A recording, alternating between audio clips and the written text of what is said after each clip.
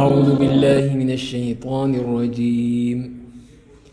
لكل أمة جعلنا منسكا هم ناسكوه فلا ينازعنك في الأمر وادع إلى ربك إنك لعلى هدى مستقيم.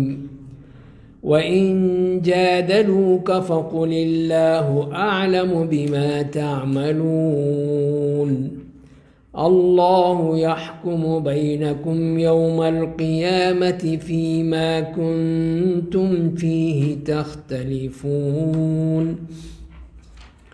ألم تعلم أن الله يعلم ما في السماء والأرض إن ذلك في كتاب إن ذلك على الله يسير.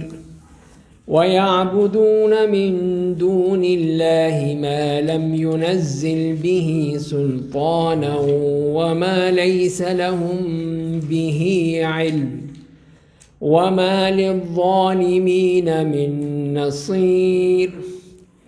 وإذا تتلى عليهم آياتنا بينات تعرف في وجوه الذين كفروا المنكر يكادون يسطون بالذين يتلون عليهم آياتنا قل أفأنبئكم بشر من ذلكم النار وعدها الله الذين كفروا وبئس المصير. جیسے کہ ہم پچھلی آیات میں پڑھ چکے ہیں کہ جس میں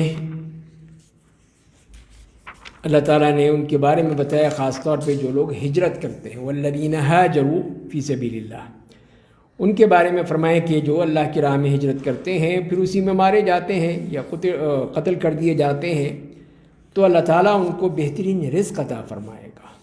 تو یہ اسی لیے کہ وہ لوگ ہجرت کرنے کی نیت سے آئے ہیں، اللہ کی طرف ہجرت کرنے آئے ہیں، تو اسی لیے پھر اللہ تعالیٰ ان کے چاہے وہ نہ بھی پہنچ سکیں اپنے اصل مقام تک تب بھی ان کے لیے رزق حسن ہے.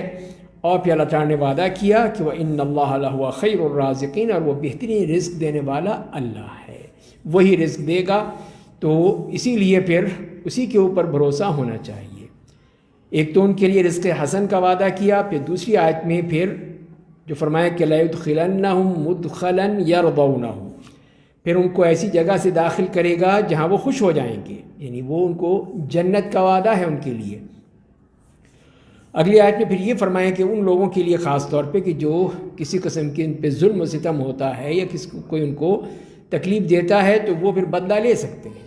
خاص طور پہ جیسے ہم نے پہلے پڑھا کہ اُذِنَ لِلَّذِينَ يُقَاتَلُونَ بِأَنَّهُمْ ظُلِمُوا، کہ جو بیچارے مظلوم ہیں ان کے لیے اجازت دے دی گئی کہ وہ اب قتال کر سکتے ہیں.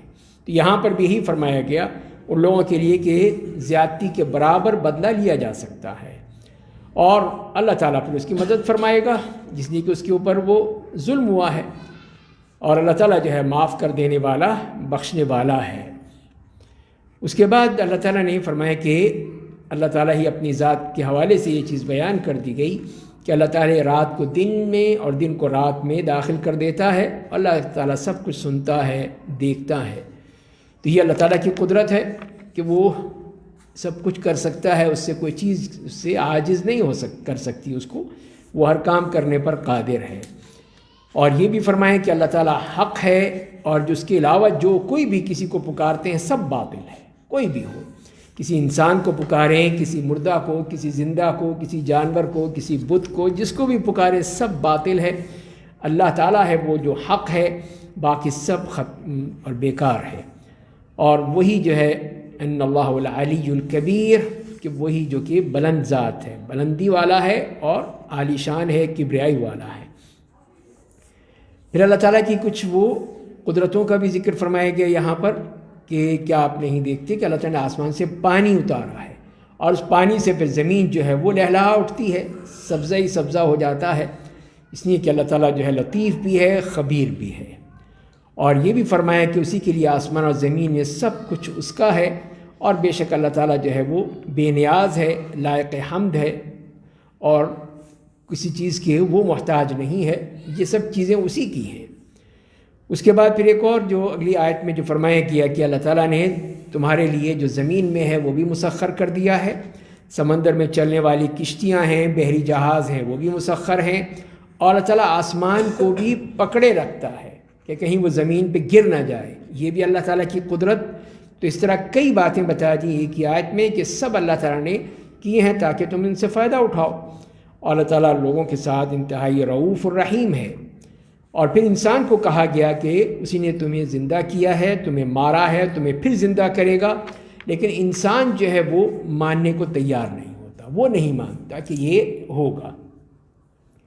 اس کے بعد یہ آیات ہے جو آج ہم نے ابھی تلاوت سنی ہے، جس میں فرمائے کہ لِكُلِّ أُمَّةٍ جَعَلْنَا مَنْسَكًا هُمْ نَاسِكُوهُ فَلَا يُنَازِعُنَّكَ فِي الْأَمْرِ، کہ ہم نے ہر ایک امت کے لیے عبادت کا ایک طریقہ مقرر کیا ہے جس پر وہ چلتے ہیں، لہذا انہیں اس معاملے میں آپ سے جھگڑنا نہیں چاہیے۔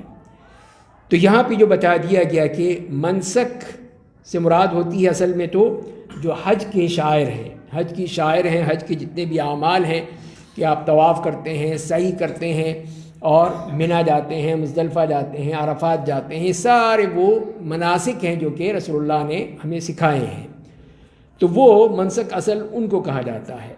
تو اس کے علاوہ بھی یہ لفظ جو ہے اگر وسیع دیکھا جائے تو تمام عبادات پر مشتمل ہے، کہ جتنی بھی عبادات ہیں ان سب کو بھی کہا جاتا ہے کہ وہ چیز جو کہ ایک طریقہ اختیار کر لیا گیا ہے، بتا دیا گیا ہے، تو اسی لیے فرمائے کہ ہر امت کے لیے ایک منسک ہے، یعنی ایک طریقہ کار ہے عبادات کا۔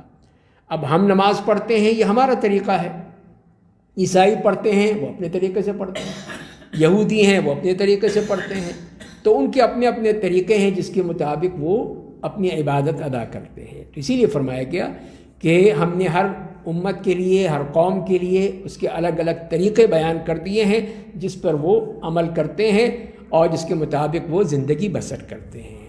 تو لہذا اس معاملے میں کسی قسم کی جھگڑے کی بات ہی نہیں ہے۔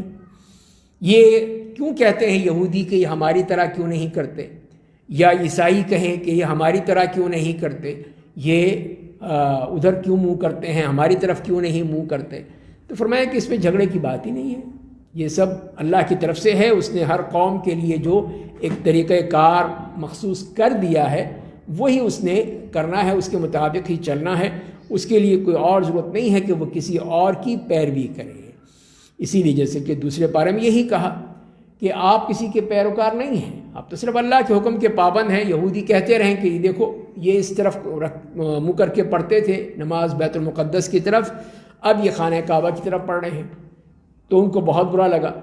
تو یہی اللہ تعالیٰ نے فرمایا کہ اس میں جھگڑنے کی کیا بات ہے، یہ تو اللہ نے طریقہ دیا ہے، تو اس میں منسک بھی دے دیا، نسک بھی کہا جاتا ہے، وہ بھی اسی سے مراد ہوتی ہیں، اور منہاج کا لفظ بھی آتا ہے، اس سے مراد وہی ہے جو طریقہ کار اللہ تعالیٰ نے مرتب کر دیا ہے، وہی طریقہ کار جو ہے وہ اصل طریقہ کار ہے، اسی پہ ہی ہر قوم چلتی ہے۔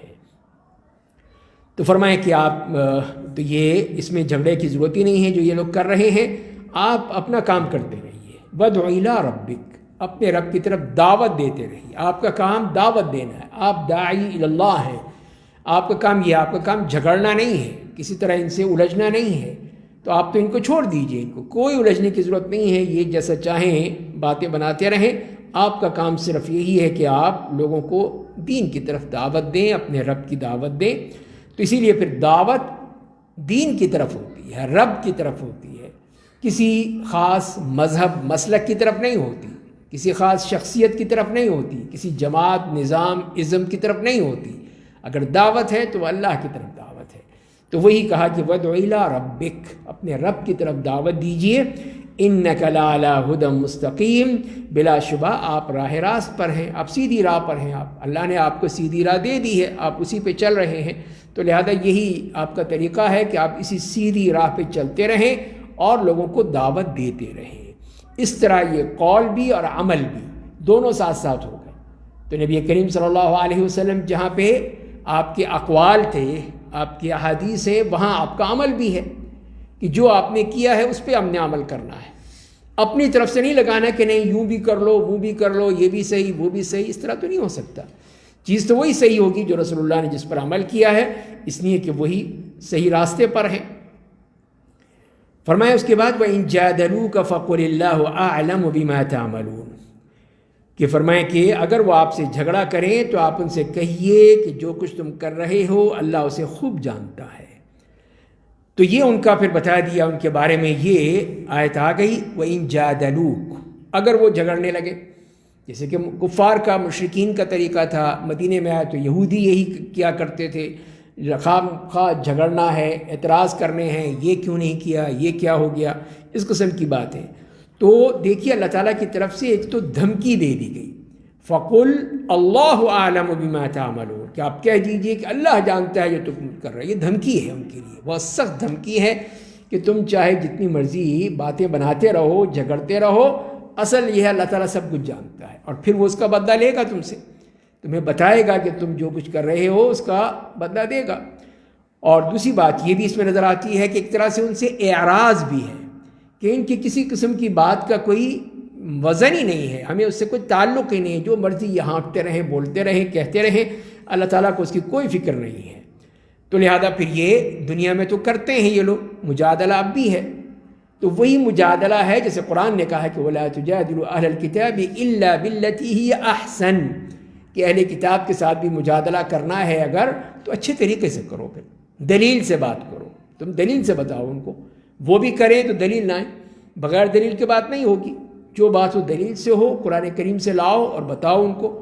تو یہ اصل طریقہ ہے اگر مجادلہ کرنا ہے. باقی رہا اس کا فیصلہ، وہ فرما دیا کہ اللہ یحکم بینکم یوم القیامت فیما کنتم فیہ تختلفون، اللہ ہی قیامت کے دن تمہارے درمیان باتوں کا فیصلہ کریں گے جن میں تم اختلاف کر رہے ہو. تو لہذا فیصلہ تو یہاں نہیں ہوگا. ابھی دیکھ لیجئے کہ عیسائی اپنی جگہ ہیں، وہ سمجھتے ہیں کہ ہم حق پر ہیں، یہودی ہیں وہ سمجھتے ہیں کہ ہم حق پر ہیں، ہم مسلمان ہم کہتے ہیں ہم حق پر ہیں اس لیے کہ ہمارے پاس وہ آخری کتاب ہے. تو لیکن فیصلہ کون کرے گا پھر؟ تو فرمایا کہ دنیا میں تو ہو نہیں سکتا. اللہ یحکم بینکم یوم القیامہ، تو قیامت کے دن اللہ تعالیٰ فیصلہ کر دیں گے فیما کنتم فیہ تختلفون، کہ جتنی بھی باتیں ہیں جس میں تم اختلاف کرتے ہو سب کا فیصلہ وہاں ہو جائے گا. وہاں سب بتا دیا جائے گا کون حق پر تھا، کون باطل تھا، کون غلط تھا، کون صحیح تھا، سب بتا دیا جائے گا. تو یہ اللہ کے ہاں فیصلہ ہوگا.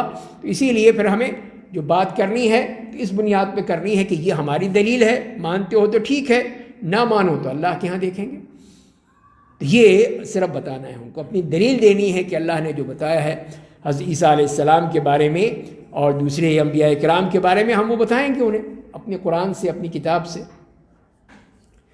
فرمایا کہ الم تعلم ان اللہ یعلم ما فی السماء والارض ان ذلک فی کتاب ان ذلک علی اللہ یسیر.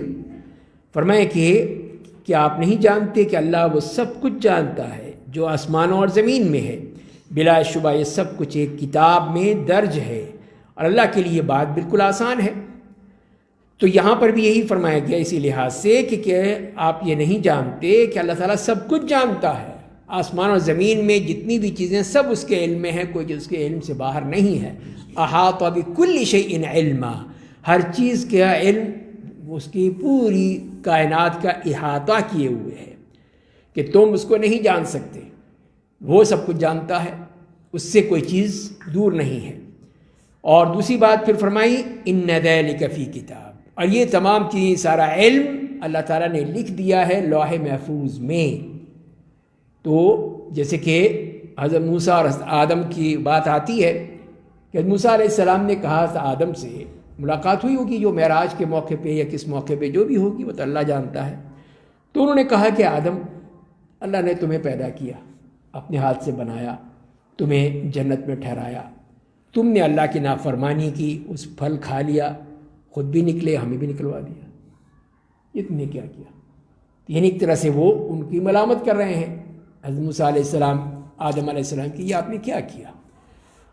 تو آدم علیہ السلام نے کہا کہ جو کچھ بھی کیا ہے وہ تو اللہ کا فیصلہ تھا، اور یہ فیصلہ اللہ تعالیٰ نے جبکہ اس کا عرش پانی پر تھا اس سے بھی 50,000 سال پہلے لکھ دیا تھا.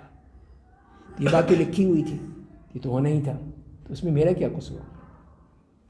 رسول اللہ نے یہی فرمایا کہ اس طرح آدم علیہ السلام جو ہے موسیٰ علیہ السلام پر غالب آ گئے کہ اپنی دلیل دی انہوں نے کہ یہ میرا تو کوئی قصور نہیں ہے، ایک اللہ نے لکھا تھا، یہ کچھ ہونا تھا تو ہوا، وہی ہوا جو اللہ نے چاہا تھا، تو لہذا پھر مجھے نکلنا پڑا وہاں سے۔ تو یہی ہے کہ اسی لیے وہ فرما رہے ہیں کہ ان ذالک فی کتاب، کہ سب کچھ یہ لوح محفوظ میں لکھا گیا ہے، سب کچھ لکھا گیا، جو بھی انسان آتا ہے اس کی پیدائش سے پہلے ہی سب کچھ لکھا جا چکا ہے۔ ایک تو وہ ہے جو پہلے لکھا گیا ہے، ایک وہ ہے جو خصوصی طور پہ اس کے بارے میں، اس کی تقدیر کے بارے میں کہ وہ لکھتی جاتی ہے جبکہ ابھی وہ ماں کے پیٹ میں ہی ہوتا ہے، تو وہ وہیں سے آتی ہے لوح محفوظ سے، وہاں سے آ جاتی ہیں، اس کی ڈیٹیل آ جاتی ہے کہ یہ اس کی تفصیل کیا ہے، کہ یہ کیا کھائے گا، کیا پیے گا، اس کب مرے گا، موت کب آئے گی، یہ شقی ہے یا سعید ہے، یعنی بدبخت ہے یا نیک بخت ہے، سب کچھ لکھا ہوا ہے۔ تو یہ چیزیں سب جو ہیں وہ کتاب میں محفوظ ہیں، اس میں لوح محفوظ میں، اور یہ ہر بندے کے لیے ہے۔ تو یہ ہے، اس سے سوال بس ایک چیز واضح اور کر دوں کہ بعد وہ کہتے ہیں پھر کیا ضرورت ہے ہمیں عمل کرنے کی، عمل کی ضرورت ہی نہیں پھر تو جب کچھ لکھا ہوا ہی ہے سب کچھ۔ جی اگر یہ لکھا ہوا ہے تو اس میں پھر آدم علیہ السلام کا تو قصور نہ ہوگا نا؟ نہیں، ان کا کوئی قصور نہیں، کوئی قصور نہیں، وہ تو معصوم ہو گئے نا۔ بالکل معصوم ہے، انبیاء کرام معصوم ہیں سب، تو اسی لیے پھر وہ تو اللہ کی طرف سے لکھا ہوا تھا۔ اب سوال یہی پیدا ہوتا ہے جو کہ پھر ہم کام کیوں کریں، ہمیں کیا ضرورت ہے نمازیں پڑھنے کی؟ اگر ہم نعوذ باللہ اگر جہنم میں جانا ہے تو پھر نمازیں پڑھنے کی کیا ضرورت ہے؟ چھوڑ دیں ایسے۔ جنت میں جانا ہے تو پھر ہمیں پھر بھی نماز کی کوئی ضرورت نہیں، جنت پہ لکھا ہوا ہے جنت میں جائے گا یہ۔ اس کے بعد وہ جب زمین پہ بھیج دیے گئے، جی ہاں، اس کے بعد وہ سورہ بقرہ میں غالباً انہیں ایک دعا مانگی ہے، جی ہاں، ربنا ظلمنا انفسنا وان لم تغفر لنا وترحمنا لنکونن من الخاسرین۔ جی ہاں، تو اللہ میاں جو ہے راضی ہو گئے، انہوں نے اس کو بخش دیا۔ تو غلطی تو ہوئی تھی نا، اس لحاظ سے غلطی ہوئی کہ اللہ کے حکم کی جو تھی وہ پابندی نہیں کی گئی، اس کی پیروی نہیں ہوئی، اس لحاظ سے وہ ایک غلطی تھی جو انہوں نے کی، لیکن یہ اسی طرح ہونی تھی۔ اسی لیے جو اپنے عمل ہے اس کا انہوں نے اللہ سے توبہ مانگی، اللہ سے توبہ کی، اللہ نے معاف کر دیا کہ جاؤ۔ تو یہ ہے اصل چیز۔ تو مسئلہ یہی ہے کہ وہ چیز جو ہے، جو کچھ بھی جیسے ابھی بات ہوئی کہ اللہ نے جو لکھ دیا ہے وہ اللہ کا علم ہے، اللہ کا علم ہے جو اللہ نے لکھا ہوا ہے اس لوح محفوظ میں، ہمیں نہیں معلوم، ہمیں کیا معلوم؟ اب کوئی کہہ سکتا ہے نہیں میں تو جنتی ہوں، میں تو وہ بہشتی دروازے سے گھوم کر آیا ہوں، لہذا میں جنت کا سرٹیفکیٹ ہے میرے پاس، یہ لے سیدھا جنت میں جاؤں گا، تو یہ کوئی نہیں کہہ سکتا۔ یا کسی کے بارے میں آپ کہیں نہیں یہ فلاں جہنمی ہے، لازمی جہنم میں جائے گا، نہیں، ہم کچھ نہیں کہہ سکتے اس کے بارے میں۔ مسلمان ہے، کافر ہو تو ٹھیک ہے وہ الگ بات ہے، لیکن مسلمان ہے، لیکن آپ اس کے کرتوتوں کی بنا پہ آپ اسے کہیں کہ نہیں یہ تو جہنمی ہے، یہ تو جہنم کے گڑھے میں جائے گا، تو یہ نہیں کہہ سکتے، اس لیے کہ اس کا علم صرف اللہ کو ہے۔ تو ہمیں کیا کیا، اسی لیے صحابہ کرام نے پوچھا بھی کہ اگر ہم پھر اسی پہ اس کتاب پہ ہی تکیہ کریں ہمیں کیا ضرورت ہے عمل کرنے کی؟ تو آپ نے فرمایا کہ اعملوا فکل میسر لما خلق لہ، کہ تم عمل کرو اور ہر شخص جس کے لیے وہ پیدا کیا گیا ہے وہ راستہ اس کے لیے آسان کر دیا گیا۔ بس ہمارا کام تو عمل کرنا ہے، ہمارا کام عمل کرنا ہے، اور پھر وہی راستہ ہمارے لیے آسان ہوتا چلا جائے گا۔ اسی لیے قرآن نے یہی کہا فَأَمَّا مَنْ أَعْطَى وَاتَّقَى وَصَدَّقَ بِالْحُسْنَى فَسَنُيَسِّرُهُ لِلْيُسْرَى۔ یہ ہے اللہ کا قانون کہ جس نے بھی دیا، تقوی اختیار کیا اور حسنہ یعنی جنت کی اور آخرت کی تصدیق کی، اس کے لیے یہی راستہ آسان ہو جائے گا، جنت کا راستہ۔ وَأَمَّا مَنْ بَخِلَ وَاسْتَغْنَى وَكَذَّبَ بِالْحُسْنَى فَسَنُيَسِّرُهُ لِلْعُسْرَى۔ اور اس کے مقابلے میں جو دوسرا ہے راستہ کہ جس نے بخل کیا، نہیں دیا، بے نیازی اختیار کی، کذب بالحسنى اور آخرت کے اور جنت کا انکار کیا، اس کے لیے پھر وہ مشکل راستہ آسان ہو جائے گا، وہ اسی مشکل راستے پہ چلے گا۔ تو یہ ہے اللہ تعالیٰ کا قانون جو بتا دیا گیا ہے، اور اسی لیے فرمایا ان ذلک علی اللہ یسیر، اور اللہ کے لیے بالکل آسان ہے، اللہ کے لیے تو کوئی مشکل نہیں ہے۔ اس نے تو صرف قلم سے کہا کہ اے قلم تو لکھ، اکتب، تو اس نے کہا قلم نے اے رب کیا لکھوں میں، تو بتا دے میں لکھ دوں گا۔ تو اللہ تعالیٰ نے کہا کہ اکتب مقادیر کل شیء، ہر چیز کی تقدیر لکھ دو تم۔ تو اللہ تعالیٰ کا حکم ہوا، وہ قلم چل پڑا، اس نے سب کچھ لکھ دیا۔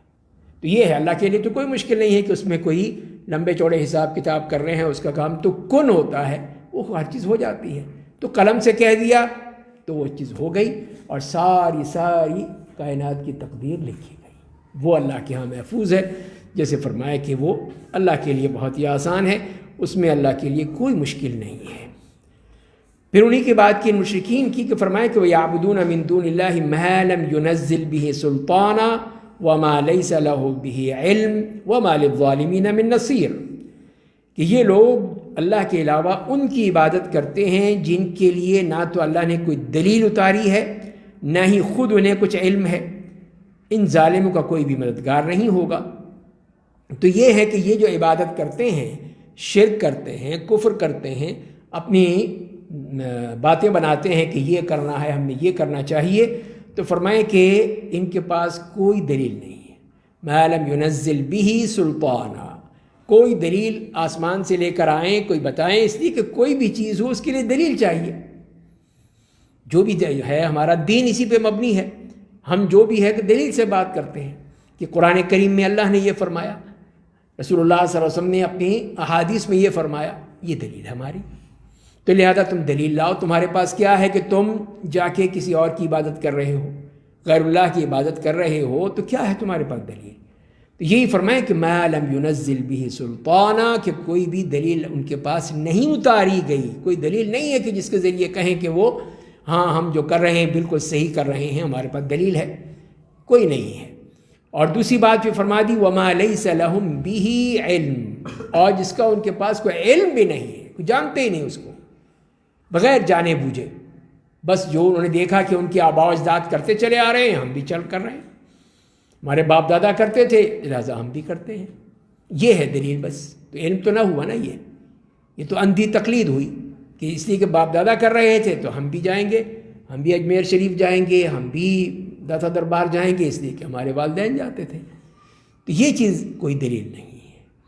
تو وہ اگر غلط کرتے تھے تو آپ بھی غلط کریں گے، وہ اگر اللہ کے رسول کی مخالفت کر رہے تو آپ بھی کریں گے؟ نہیں، ہمیں جو اللہ نے حکم دیا ہے وہ ہمیں کرنا ہے۔ تو اسی لیے فرمائیں کہ ان کی جتنی بھی اس قسم کی چیزیں ہیں اس میں ان کے پاس نہ کوئی دلیل ہے نہ کوئی علم ہے، سب ان کی اپنی من گھڑت باتیں ہیں جو انہوں نے کی ہیں۔ اور پھر ان کا کیا ہوگا؟ وَمَا لِلظَّالِمِينَ مِن نَصِيرٍ، اور ان ظالموں کے پاس کوئی بھی مددگار نہیں ہوگا، کوئی مددگار نہیں کہا سکے گا، جس کی یہ مانتے ہیں، جن کو یہ پوچھتے ہیں، یہ ان سے کہیں گے بھی آؤ ہماری مدد کرو، کچھ کرو، کہا کہ نہیں ہم نہیں کچھ، ہم تو خود پھنسے ہوئے اس وقت، تمہاری مدد کیا کریں گے، ہم کچھ نہیں کر سکتے۔ تو لہذا وہ کوئی فائدہ نہیں ہوگا، جس کی عبادت کر رہے ہیں وہ سب وہاں پہ ان کو جھٹلا دیں گے، کہا ہم تو مانتے ہی نہیں تم کون ہو، ہم تو تمہیں کسی طرح سمجھتے ہی نہیں، تو ہم کیا مدد کریں گے تمہاری؟ تو کوئی مدد کرنے کو تیار نہیں ہوگا۔ اور پھر انہی کی ایک اور بات بیان کر دی اللہ تعالیٰ نے کہ وَإِذَا تُتْلَىٰ عَلَيْهِمْ آيَاتُنَا بَيِّنَاتٍ تَعْرِفُ فِي وُجُوهِ الَّذِينَ كَفَرُوا الْمُنكَرَ، کہ جب ان پر ہماری آیات پڑھی جاتی ہیں آپ ان کے چہروں پر ناگواری کے آثار دیکھتے ہیں۔ وَيَكَادُونَ يَسْطُونَ بِالَّذِينَ يَتْلُونَ عَلَيْهِمْ آيَاتِنَا، تو فرمائیں کہ ایسا معلوم ہوتا ہے کہ ابھی وہ ان لوگوں پر جھپٹ پڑیں گے جو انہیں ہماری آیات سناتے ہیں۔ تو یہاں پر یہ بتایا کہ یہ ان کی جو ایک عادت ہے، ان کفار کی، مشرکین کی عادت یہ ہے کہ جب ان کے سامنے ہماری آیات پڑھی جاتی ہیں تو آپ ان کے چہروں سے پہچان لیتے ہیں۔ جسے قرآن نے کہا وَإِذَا ذُكِرَ اللَّهُ وَحْدَهُ اشْمَأَزَّتْ قُلُوبُ الَّذِينَ كَفَرُوا وَإِذَا ذُكِرَ اللَّهُ وَحْدَهُ إِذَا هُمْ يَسْتَبْشِرُونَ۔ اذا ذکر اللہ وحدہ اشمئزت قلوبہم، کہ جب اللہ ایک کی بات کی جاتی ہے تو ان کے دل فوراً انکار کرنے لگتے، نہیں ہم نہیں مانتے۔ لیکن جب اللہ ایک کی عبادت کی جاتی ہے تو یہ مصیبت آتی ہے، جب ان کے بتوں کی عبادت ہوتی ہے یا ان کی بات کی جاتی ہے اذا ہم یستبشرون، تو پھر بڑے خوش ہوتے ہیں کہ ہمارے خداؤں کی بات ہو گئی، ہمارے بتوں کی بات ہو گئی۔ تو یہی چیز یہاں پہ فرمائی کہ یہ ہے ان کی عادت، کہ آپ کے چہرے سے دیکھ لیں گے کہ جب اللہ کی بات کی تو ان کے چہرے ایک دم پیلے پڑ گئے، فق ہو گئے اللہ کو، اس لیے کہ وہ قبول کرنے کو تیار نہیں ہے، اللہ وحدہ لا شریک لہ، اس کی وحدانیت کو قبول کرنے کو تیار نہیں ہے۔ تو اسی لیے وَإِذَا تُتْلَىٰ عَلَيْهِمْ آيَاتُنَا بَيِّنَاتٍ، کہ ہماری آیات جو کھلی ہوئی آیات ہیں، بالکل واضح آیات ہیں. تو یہ ان کے چہروں کو آپ دیکھ سکتے ہیں، ان کو کافروں کے، تو ان کے چہروں پہ جو منکر ہے وہی اسی بات کی جو اس کو وہ پسند نہیں ہے، ان کو وہ چیز سامنے آ جاتی ہے، صاف انکار کر دیتے ہیں کہ ہم نہیں مانتے. اور پھر یہ بھی نہیں کہ نہ مانیں، بلکہ یہ ہے جیسے قرآن نے کہا یکادون یسطون بالذین یتلون علیہم آیاتنا، کہ جو ہماری آیتیں تلاوت کرتے ہیں ان کے اوپر یہ جھپٹ پڑے، حملہ کر دیں، ان کو مار دیں، ان کو قتل کرنے کے لیے تیار ہو جاتے ہیں. یہ ان کا ظلم اتنی زیادتی، ماننا بھی نہیں ہے اور سننا بھی نہیں ہے، اور اس کے بڑھ کر ان لوگوں کو مارنے کی تیاری ہے. تو اللہ تعالیٰ نے یہ فرمایا کہ قُلْ أَفَأُنَبِّئُكُم بِالشَّرِّ مِن ذَلِكُمْ، کیا میں آپ ان سے کہیے کہ میں آپ کو بتاؤں اس سے بدتر چیز کیا ہے. یہ تو صرف ہماری آیات ہیں، ان کو دیکھ کے ان کی بری حالت ہو گئی، اتنے دل ان کا خراب ہو گیا، یہ پریشان ہو گئے. اس سے بڑھ کر میں کیا نہ بتاؤں تمہیں، اس سے بدترین چیز وہ کیا ہے، النار، آگ ہے. وہ اگر ان کے سامنے آ جائے تو پھر کیا حشر ہوگا ان کا. تو یہی ہے آگ جس میں یہ ڈالے جائیں گے یہ کفار، یہ مشرکین. وعدہ اللہ الذین کفروا وبئس المصیر، جس کا اللہ نے کافروں سے وعدہ کیا کر رکھا ہے، اور یہ بہت برا ٹھکانہ ہے، بہت ہی برا ٹھکانہ ہے. تو اللہ سے وعدہ ہے، اللہ نے وعدہ کر رکھا ہے کہ ان سب کو میں جہنم رسید کروں گا.